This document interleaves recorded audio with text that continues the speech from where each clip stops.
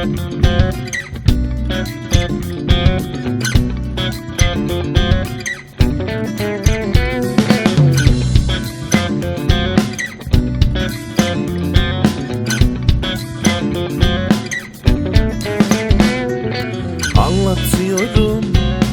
derdimi size, bir şarkıya sığacak kadar.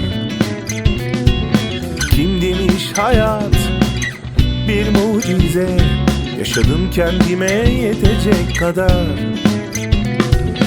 Duvarlara sıkışmış düşünceler, kendini kandıran gerekçeler. Duygular asılmış birer birer İçimizdeki askılara. Kaçtım ben sizden, bu sisteminizden. Bıktım artık bu düzeninizden. Geçtim ben sizden, en güzelinizden. Güldürmeyip hep üzeninizden.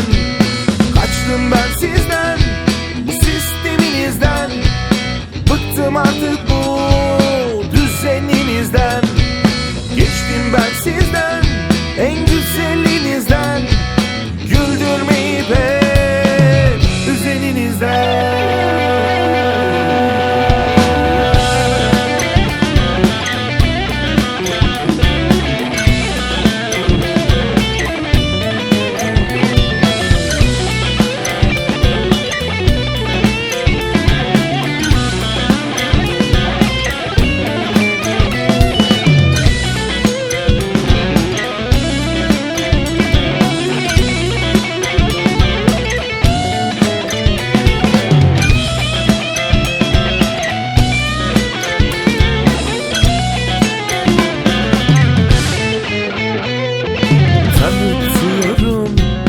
Kendimi size, bağışıklık kazandım mutsuzluğa.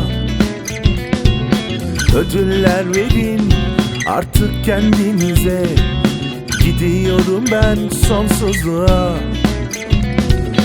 Duvarlara sıkışmış düşünceler, kendini kandıran gerekçeler. Duygular asılmış birer birer İçimizdeki askılara. Kaçtım ben sizden, bu sisteminizden. Bıktım artık bu düzeninizden. Geçtim ben sizden, en güzelinizden. Güldürmeyip hep üzeninizden. Kaçtım ben sizden, bu sisteminizden. Bıktım artık bu